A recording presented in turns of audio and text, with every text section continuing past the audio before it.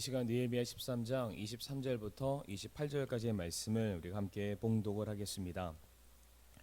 그때에도 내가 아스돗과 암몬과 모압의 아내들과 결혼한 유대인들을 보았는데 그들의 자녀들이 아스돗 말은 절반쯤 하나 유대인들의 말은 하지 못하며 다만 각 백성의 말을 하므로 내가 그들을 꾸짖고 그들을 저주하며 그들 중 몇 사람을 때리고 그들의 머리털을 뽑으며 그들이 하나님을 두고 맹세하게 하며 이르되 너희는 너희 딸들을 그들의 아들들에게 주지 말고 또 너희 아들들이나 너희를 위하여 그들의 딸들을 데려오지 말라. 전에 이스라엘 왕 솔로몬이 이 일들로 죄를 짓지 아니하였느냐. 그러나 많은 민족들 가운데서 그와 비길 왕이 없었고 그는 자기 하나님께 사랑을 받았느니라.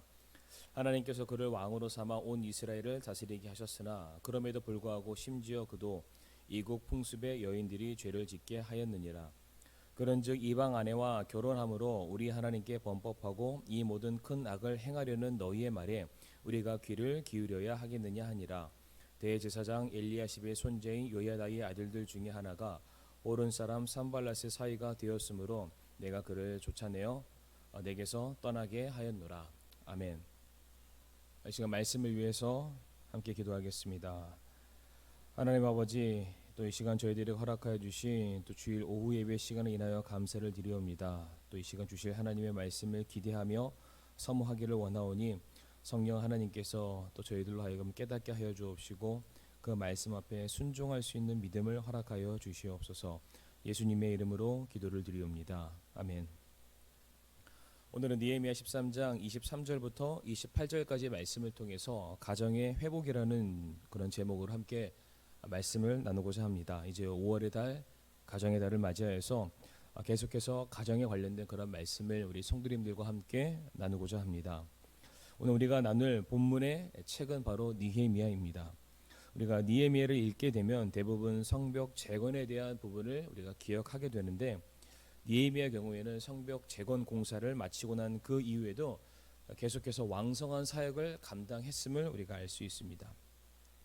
즉 느헤미야의 경우에는 이스라엘이 당면했던 그런 외적인 문제들만 관심을 두었던 것이 아니라 그들의 내적인 문제, 영적인 문제 역시 회복하기를 그 누구보다 앞장서서 관심을 가졌던 사람이었습니다.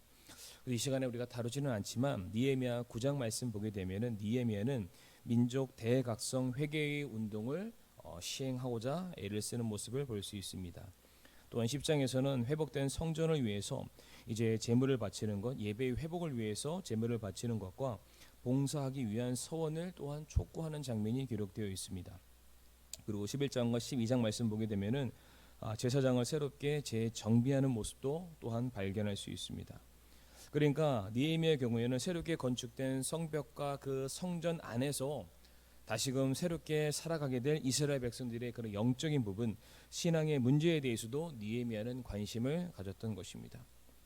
그리고 오늘 본문에 기록된 내용들을 보게 되면은 이제 느헤미야가 그동안 계속해서 성벽을 완공하고 난 그 이후에도 영적인 개혁에 대해서 계속해서 일해 왔는데 바로 마지막 부분입니다. 바로 가정에 있어서도 가정 생활의 영적인 개혁을 위해서도 마지막으로 당부하고 있는 내용이 오늘 본문의 말씀이기도 합니다.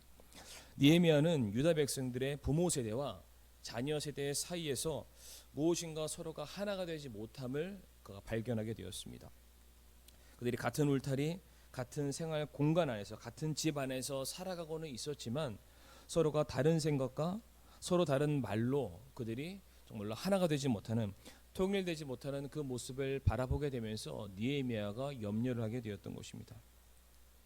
어떻게 보면은 가정의 문제니까 또 부모와 자식 간의 문제니까 지극히 개인적이고 한 집안의 문제이기 때문에 우리가 별것 아닌 것으로 치부할 수도 있을 것입니다. 하지만 느헤미야는 이것을 어떻게 보았냐면은 그 가정의 문제가 노심초사하면서 지금까지 간신히 이룩해 놓은 유다 재건을 근본적으로 다시금 망쳐버릴 수 있는, 다시금 그 성벽과 성전을 무너뜨릴 수도 있는 심각한 위험 요소로 가정 문제를 생각했던 것입니다.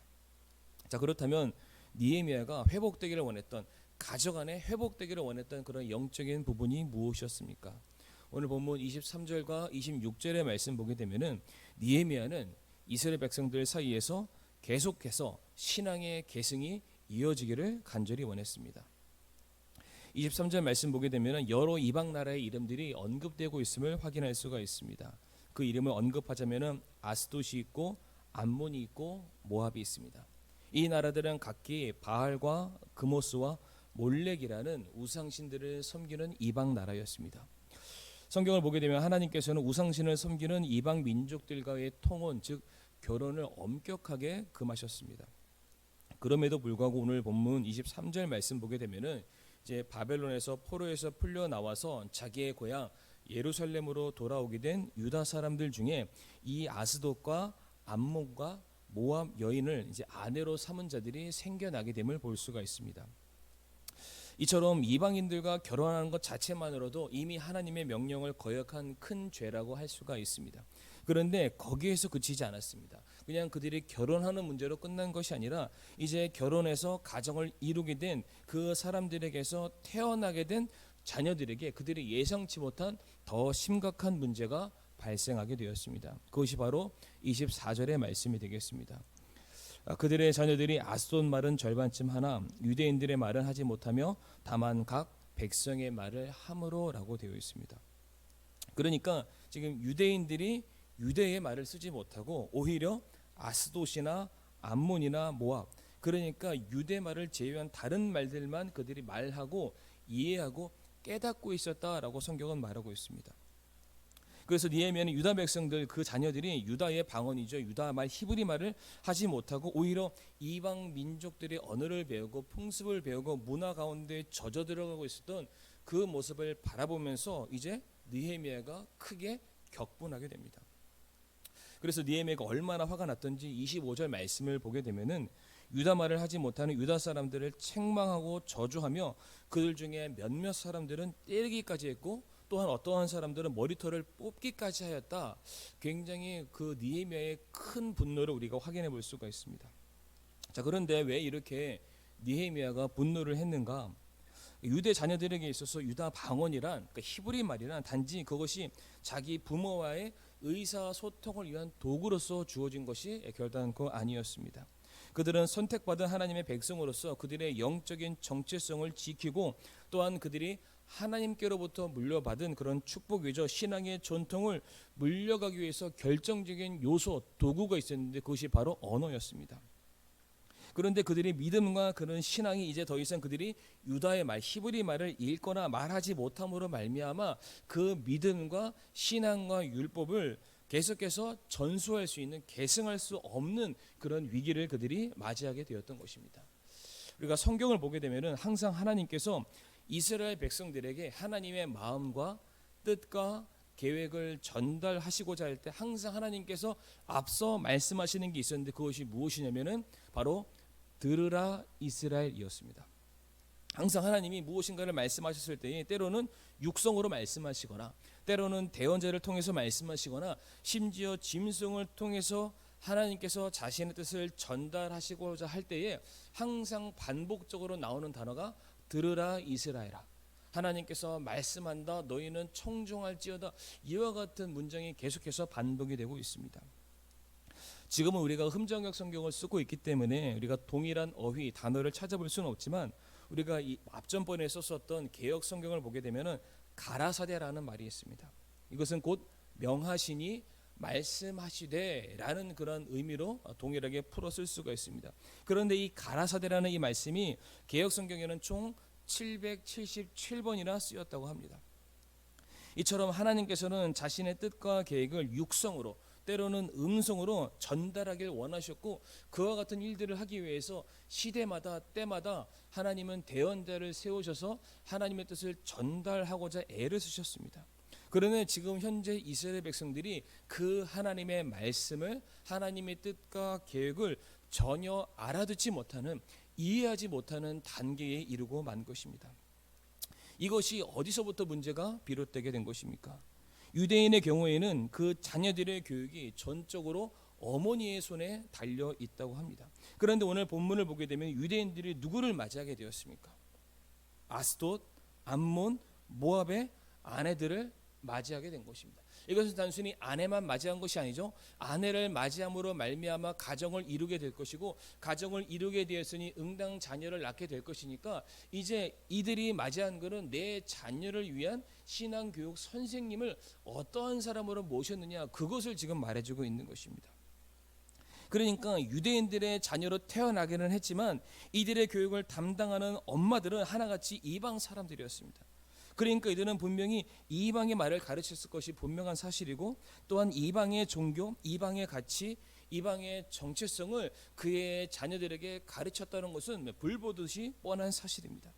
그러니까 이와 같은 상황 속에서 아무리 성벽이 재건이 되고 아무리 성전의 기능이 회복이 된다 한들 그 성전 안에서 선포되는 하나님의 말씀 앞에 그 어떻게 유대의 자녀들이 아멘으로 화답할 수 있겠습니까? 더불어 이제 자기들이 지켜야 될 율례들이 있지만 그 율례들이 바로 하나님의 말씀이 히브리어 그들의 언어로 기록되어 있는데 읽지 못하는 것을 그들이 지켜서 행할 수가 있었겠습니까? 어찌 보면은 그들이 그 자리에 있는 것, 성전 안에 있는 것, 내가 왜 내 고향 아스돗과 모압과 암몬이 아니라 내가 왜 이곳 예루살렘에 있는지조차도 그들이 이해를 못했을 수도 있습니다. 이것이 다 무엇 때문에 비롯되었습니까? 바로 이방 여인들을 집안에 들여놓는 순간, 즉 내 자녀들에게 어떠한 것을 가르치고자 하는 그 중심과 핵심에서 벗어나는 순간, 세상의 가치를 더 중요시 여기고 그것을 우선시하는 바로 그 순간, 그 집안의 영적인 기준이 와르르 무너져 버리게 된 것입니다. 가정의 달인데 제가 무거운 주제로 말씀을 드려서 참 죄송스럽습니다. 하지만 들어야 될 말씀을 반드시 드려야 되기 때문에, 만약 우리의 성도님들 가정 속에서 신앙에 대한 이야기를 나누는 거나 혹은 교회에 관련된 일들을 나누는 거나 그와 같은 주제로 토론과 어떤 이야기를 나누게 되었을 때에 같은 마음과 같은 생각과 또 같은 감동을 가지지 못하고 서로가 다른 소리를 하거나 이야기 자체가 이루어지지 않는다면 어쩌면 그것은 우리가 자녀들에게 그들이 마땅히 알고 깨닫고 그들이 해야 될 유대 말이죠. 그러니까 그리스도인으로서의 정체성을 확립하기 위한 성경적인 가르침을 우리가 전혀 가르치지 않았기 때문이다. 우리가 이렇게 결론을 내릴 수가 있습니다. 혹시 성도님들 우리 자녀들에게 교회 가자라고 이렇게 말하는 것이 이제는 쉽지 않은 일이 되셨습니까? 자녀들에게 집안에서 함께 가정 예배를 드리자고 말하는 것이 혹시 이제는 어려운 일이 되셨습니까? 자녀들에게 하나님의 말씀으로 그들을 가르치고 훈육하고자 할 때에 그들이 아멘으로 순종함으로 받아들이기보다는 귀를 닫고 마음을 닫고 상관치 말라, 그거는 아버지의 믿음이지 내 믿음이 아니다, 어머니의 믿음이지 내 믿음이 아니다, 혹시 이러한 식으로 자녀들이 반항을 하고 있지는 않습니까? 오늘 본문에 나와 있는 그 느헤미야의 심정이 우리 부모님들의 심정이 되기를 원합니다.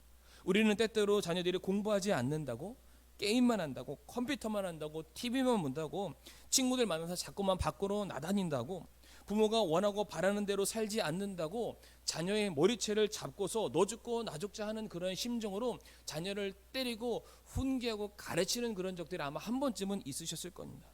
그런데 지금 우리 자녀들의 신앙의 문제에 대해서도 우리가 이와 같은 접근을 해야 된다라는 사실입니다.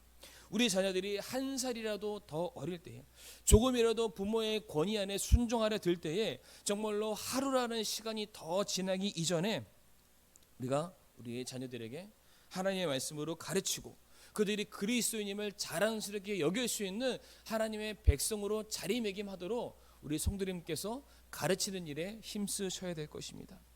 정말로 우리 자녀들의 아이들의 그 머리채를 잡는 그러한 심정으로 정말로 너가 주님의 길, 진리의 길로 가지 않으면 너는 정말로 죽을 수도 있다는 그런 애절하고 간절한 심정으로 우리의 자녀의 옷깃을 붙잡고 바른 길로 인도하는 그 일에 선구자적인 역할, 선교사의 역할을 우리 성도님들께서 감당해 주시기를 바랍니다.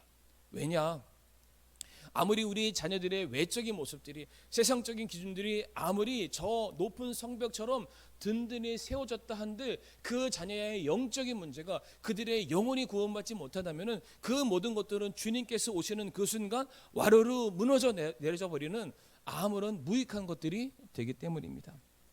그렇기 때문에 오늘 본문에서 느헤미야는 계속해서 신앙이, 영적인 계승이 계속해서 이어지기를 원했던 그 모습, 우리 성도님들께서도 동일하게 신앙의 전수가 계속해서 그 가정에서 이루어지기를 간절히 소망을 합니다.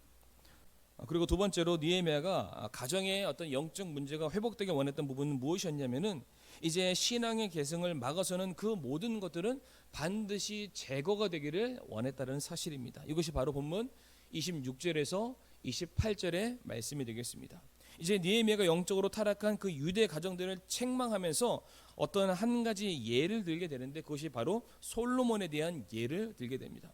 우리 성도님들도 잘 아시다시피 솔로몬의 경우에는 40여 년간 이스라엘을 다스리면서 태평성세의 전성기를 구가했고 또한 성전을 지어서 하나님께 봉헌했던 그런 위대한 왕 중에 한 사람이었습니다.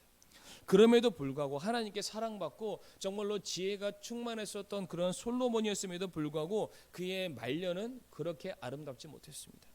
그는 말년에 가서 자기의 가정조차 지켜내지 못하는 그런 타락한 왕으로 그의 인생을 마감하게 되었습니다. 그 이유는 다른 것이 아니라 바로 700여 명의 아내와 300여 명의 첩을 두기 시작하면서 문제가 비롯이 되었던 것입니다. 분명 그 첩들 중에서 그 아내들 중에서는 이제 순수 유대 혈통의 사람들이 아니라 모압 사람, 암몬 사람, 에돔 사람, 시돈 사람, 헷 사람 이런 사람들이 아마 그의 아내와 첩들로 구성이 되었을지도 모릅니다.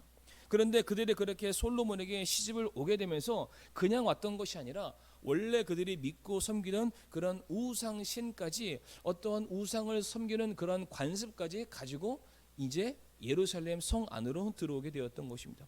그렇기 때문에 그들이 들어오는 것으로만 시집 온 것으로만 멈췄던 것이 아니라 이제 자기의 남편 된 솔로몬 역시 그들이 믿고 섬기는 우상신을 섬기는 그 예배를 드리게 함으로 말미암아 이제 솔로몬으로 하여금 하나님을 배반하고 거역하는 범죄하게 하는 지경까지 이끌어가게 되었던 것입니다. 그리고 그렇게 시작된 우상 숭배가 솔로몬 시대에서 그쳤던 것이 아니라 이제 그의 자녀들에게 그의 후손들에게 계속되는 영향을 주게 됩니다. 나중에 아방 때에는 북이스라엘 수도 사마리아에 바알과 아세라상에 들어서게 되었고 결국에는 남유다의 수도 예루살렘 안에까지 바알상에 세워지는 그런 말도 안 되는 일이 벌어지게 되었습니다. 그런데 이와 똑같은 일이 지금 느헤미야 당시 때에도 지금 이루어지게 되었습니다. 느헤미야 13장 28절 말씀 보게 되면은 대제사장 엘리야십의 손자인 요야다의 아들들 가운데 하나가 호른 사람 산발랏의 사위가 되었으므로 내가 그를 쫓아내어 내게서 떠나게 하였노라 라고 되어 있습니다. 그러니까 일반 백성들도 그냥 일반적인 사람들도 이방인들과 결혼하면 절대로 안 됩니다. 하나님의 명령입니다. 그런데 지금 제사장이라고 말하는 사람이 그리고 제사장들 중에서 대제사장 집안에 속한 그 사람이 하나님의 명령을 어기는 일이 발생하게 된 것입니다. 더욱이 지금 누구와 사돈을 맺고 누구와 결혼을 하게 되었습니까? 산발랏의 사람과 함께 결혼을 하게 되었는데 산발랏이라는 사람이 어떤 사람이었냐면은 느헤미야가 예루살렘 성벽을 재건할 때 있어서 누구보다 앞장서서 그것을 방해했던 그런 사람이었습니다. 그런데 명색이 대제사장의 손자라는 사람이 그 산발랏 이스라엘을 저주하고 예루살렘을 방해했던 그 사람의 딸과 결혼을 하게 되었던 것입니다. 그 이유는 어쩌면 솔로몬이 그랬던 것처럼 당시 산발랏이 가지고 있었던 그의 권력과 재력 때문에 그와 사돈을 맺고 한 가정을 이루게 되면은 내가 가지고 있는 힘보다 더 큰 권력과 명예를 누릴 수 있기 때문에 그러한 욕심 때문에 아마도 그 이방 사람과 결혼을 자행했는 건지도 모르겠습니다. 그래서 이와 같은 사실을 알게 된 느헤미야가 어떠한 결정을 내리게 됩니까? 28절 후반절 말씀 보게 되면 이제 그들을 예루살렘에서 추방을 하게 됩니다. 그런데 여기서 우리가 한 가지 짚고 넘어가야 될 한 가지 사실이 있습니다. 그것이 무엇이냐면은 이제 느헤미야가 유다 사람들이 유다 말을 하지 못하는 것 때문에 오늘 25절 말씀에 그들을 꾸짖었다라고 되어 있습니다. 그들을 책망한 것입니다. 그런데 책망한 건 말로만 책망한 것으로 끝난 것이 아니라 그 책망함이 드디어 28절 말씀 보게 되면은 그들을 추방시키기까지 이르게 됩니다. 자, 그런데 그 25절에 나와 있는 이 꾸짖다라는 이 단어의 표현이 13장에 두 번 더 사용이 되었습니다. 언제 등장하냐면은 11절 말씀에 이제 11조 문제 때문에 느헤미야가 치리자들과 다투었다라고 되어 있습니다. 여기 다투었다라는 이 단어가 동일하게 꾸짖다라는 말과 똑같은 단어입니다. 그때 한번 사용되었고요. 17절 말씀 가보게 되면은 안식일을 제대로 지키지 못함으로 말미암아 또다시 그들을 책망하고 훈계할 때 동일하게 꾸짖었다라는 단어가 기록이 되고 있습니다. 그러니까 여기서 느헤미야는 불신자와의 결혼을 지금 무엇과 동일시하고 있습니까? 안식일을 지키지 않는 것, 11조를 제대로 드리지 않는 것과 지금 불신자와의 결혼을 동일선상에 놓고 보고 있다는 것입니다. 구약 성경 보게 되면은 안식일을 제대로 이행하지 않는 것, 혹은 11조 물질을 하나님께 온전히 드리지 않는 것은 무엇으로 하나님께서 치부하고 계시냐면 그것은 하나님의 권위를 넘어서는 극악무도한 죄다라고 말씀을 하고 계십니다. 그렇기 때문에 그와 같은 범죄를 저지르는 사람은 그의 혈통과 그의 가문 가운데서 끊어낼 것이요 그들을 죽임으로 다스려도 괜찮다라고 말씀을 하셨습니다. 그런데 지금 그것이 무엇과 똑같다고요? 바로 불신자와 결혼한 사람들에게 동일하게 느헤미야가 같은 책망과 같은 꾸지람을 주고 있다는 사실입니다. 제가 왜 이렇게 말씀을 드리냐면은 오늘 본문이죠. 13장에 나와 있는 이 수많은 사건들이 일어나게 된 원인이 어디에 있습니까? 하나님의 백성들이, 하나님의 사람들이 하나님의 명령에 순종하여서 자기의 신앙의 정통성을 지켜나가야 될 그 사람들이 불신자와 결혼함으로 말미암아 하나님의 말씀에 불순종함으로 말미암아 지금 발생된 결과물이었던 것입니다. 물론 혹자들은 이렇게 말할 수가 있을 것입니다. 내가 사랑하는 사람을 만나고 내가 원하는 가정을 꾸려나가는 것이 무엇이 문제가 되냐? 물론 그 사람들이 하나님의 사람이 아니고 구원받은 사람이 아니라면은 문제는 결단코 될 수 없습니다. 하지만 우리가 하나님의 백성이 되고 난 그 이후 구원받은 그리스도인이 되었다면 이제는 그것이 우리들의 삶의 문제가 되어야 합니다. 성도들에게 있어서 하나님께서 명령하셨던 그대로 우리가 반드시 지켜나가야 될 우리의 거룩함과 정결함을 막아서는 그 모든 것들을 우리가 어느 것도 하나 손잡거나 수용하거나 타협해서는 안 된다는 사실입니다. 특별히 결혼의 문제에 있어서 구원받은 성도들은 적어도 같은 믿음, 같은 신앙, 같은 교회 안에 있는 성도들을 만나서 결혼해야 함을 우리 부모님들께서는 강력하게 우리 자녀들에게 권면해 주시기를 부탁을 드립니다. 아무리 세상적으로 좋은 조건을 가지고 있다 한들 내가 욕심내고 탐낼 만한 어떠한 것들을 또 다른 가족들과 또 다른 상대방이 가지고 있다 한들 그것에 우리가 마음이 쏠리고 그것에 내 마음이 무너질 것이 아니라 그럼에도 불구하고 우리는 하나님의 말씀에 순종하여서 내 믿음과 내 신앙과 내 영적인 거룩함을 지켜 나아가고 그것이 내게서 끝나는 것이 아니라 내 후손과 내 자손과 내 모든 가족들에게 끼치게 될 그런 영적인 영향력을 우리가 주의하면서 정말로 믿음의 사람과 한 연을 맺고 믿음의 가정을 세우는 그 일에 우리가 그 어느 때보다 힘쓰고 애써야 될 그런 시기를 우리가 살아가고 있습니다. 왜 이것이 정말로 중요하다고 이렇게 말씀을 드리는 것입니까? 지금 힘겹게 다시금 되살린 한 나라의 그러니까 민족의 부흥의 역사가 지금 무엇 때문에 무너지고 있습니까?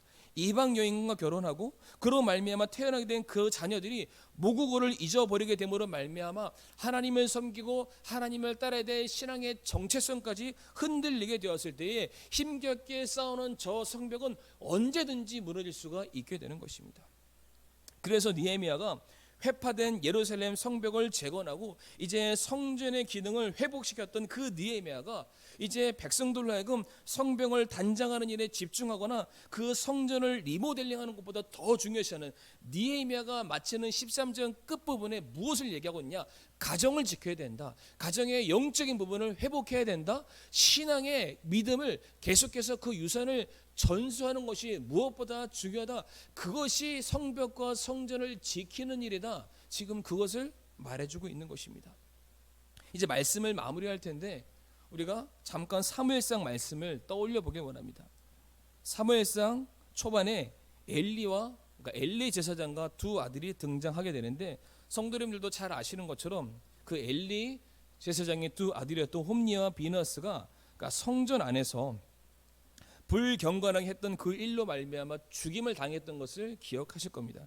그런데 그들의 죽음이 응당 이루어질 수밖에 없었던 그 예견되는 하나의 사건, 하나의 말씀이 등장하게 되는데 그게 무슨 말씀이냐면은 사무엘상 2장 22절의 말씀이 기록되어 있습니다. 사무엘상 2장 22절 말씀 보면 어떠한 말씀이 기록되어 있냐면은 이제 엘리는 매우 늙었더라라고 되어 있습니다. 저는 이 말씀에 단지 엘리 제사장이 할아버지가 되었다, 노인이 되었다, 그냥 육신적으로 그가 그냥 늙었다, 저는 이러한 표현 때문에 성경이 이 말씀을 기록했다고 저는 그렇게 보지 않습니다. 이 말은 무엇을 말하냐면은 엘리 제사장의 영적인 눈이 어두워졌음을 말해주는 것입니다. 이 말씀은 엘리 제사장이 자기의 자녀들을 향한 그 신앙의 열정이 식어져 버리는 것을 의미하는 것입니다.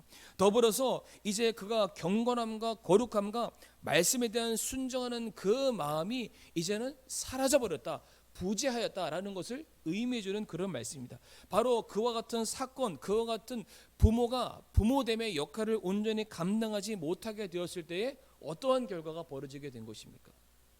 그의 살아가는 자녀를 잃게 된 것입니다. 그 살아가는 자녀에게 계속해서 이어져 나아가야 될 제사장의 자격과 특권을 빼앗김 당하게 되었다는 사실입니다. 그래서 디모데전서 3장 4절 말씀에 이러한 말씀이 있습니다. 자기 집을 잘 다스려서 자기 자녀들을 모든 위험으로 복종시키는 자라야 할 것이다 라고 되어 있습니다. 이 말씀에서 모든 위험이라는 이 단어는 다음과 같이 제가 정의를 내려드리고 싶습니다. 단순히 권위와 직위와 나이와 그 힘으로 우리 자녀들을 위험을 가지고 굴복시키라, 이러한 단어의 뜻이 아닙니다. 여기서 말하는 위험이란 존경받을 만한, 숭배를 받을 만한 어떠한 행위를 말하고 있습니다. 즉 그들이 가지고 있는 직분과 나이라는 것 때문에 우리가 어쩔 수 없이 다른 사람들을 굴복시키라는 그런 것이 아니라 그의 삶을 통해서, 그의 모습을 통해서 충분히 상대방을 설득시켜서 위험 있는 자로서 인정을 받으라는 것입니다. 즉 이것이 무엇입니까? 내가 그렇게 살지 않으면, 내가 그렇게 본을 보이지 못한다면은 그 모습을 바라보는 나의 자녀들이 내 말에 신뢰를 주지 않을 수도 있다는 사실입니다. 즉 내가 먼저 하나님을 섬기고, 내가 먼저 하나님을 사랑하고, 내가 먼저 하나님의 말씀에 순종하는 모습을 보일 바로 그때여야 내 자녀들도 그 모습을 본받아서 나와 같이 하나님을 사랑하고 하나님의 말씀에 순종하고 주를 위해서 자신들의 삶을 드릴 수 있다는 사실입니다. 오늘 본문에서도 지금 무엇을 말해주고 있습니까? 그의 부모들이 그의 자녀들에게 응당 가르쳐야 될 유다의 말, 바로 하나님의 말씀, 신앙인으로서의 정체성을 가르치지 않았기 때문에 그들은 더 이상 하나님의 말씀이 무엇인지를 깨닫지 못하는 사람이 되고 말았습니다. 분명한 사실은 나도 그렇게 살지 못한다면 우리는 우리의 자녀들에게 무엇인가를 요구할 수가 없습니다. 자녀들 역시 그렇게 살지 못하는 부모님의 모습을 본받아서 부모님과 똑같은 모습으로 살아갈 수밖에 없다는 것입니다. 그러므로 오늘 이 시간 우리 사랑하는 부모님들에게 부탁을 드리고 싶은 것은 우리 부모님들께서 먼저 말씀대로 먼저 신앙의 올바른 본을 보여주시기를 간절히 부탁을 드립니다. 먼저 찬양하는 모습, 먼저 기도하는 모습, 먼저 말씀이 우선되는 모습, 먼저 교회를 사랑하고 교회를 아끼고 교회에 헌신되는 그 모습을 보여주실 바로 그때여야 우리의 자녀들도 우리 부모님의 모습을 본받고 거기에서부터 그들의 신앙의 정체성이 온전히 확립되어 나간다는 사실을 기억해 주시기 바랍니다. 바로 정말로 우리가 이렇게 하는 것이 우리의 마음의 성전을 제대로 세워나가는 것이며 우리의 자녀들의 미래를 우리가 정말로 건강하고 튼튼하게 세워져 나가는 것임을 믿으시길 바라며, 정말로 이 일을 위해서 우리가 올 한 달 동안 계속해서 가정을 세우는 그 일에 힘쓰는 저와 우리 성도님들이 되시기를 간절히 바랍니다. 말씀을 마치면서 함께 폐기도 드리겠습니다. 하나님 아버지, 감사를 드립니다. 오늘도 우리에게 주신 이 하나님의 말씀을 인하여 감사를 드리오며, 정말로 우리가 우리의 자손들에게, 우리의 후손들에게, 다음 세대들에게 우리가 무엇을 주고 무엇을 가르치며 무엇이 중요하다고 우리가 강조하고 있는지 우리들의 삶을 돌아볼 수 있도록 도와주시옵소서. 참으로 우리의 후손들이, 우리의 자녀들이 내가 믿고 섬기고 사랑하고 따르는 주님을 그들도 동일하게 섬기고 믿고 따르기를 원합니다. 우리의 믿음이 우리에게서 그치는 것이 아니라 우리의 자손들에게, 또한 그 후손들에게 계속해서 하나님 전수될 수 있는 축복을 허락하여 주옵시고, 그것이 결국에는 우리의 가정을 영적으로 든든히 세워져 나가는 유일한 길임을 믿게 하여 주시옵소서. 5월의 달, 가정의 달을 맞이하여서 하나님의 강권하시는 은혜와 하나님께서 도우시는 손길이 우리 성도님들 각 가정 위에 임하기를 간절히 바라오며, 모든 말씀 살아계신 예수님의 이름으로 간절히 기도를 드리옵니다. 아멘.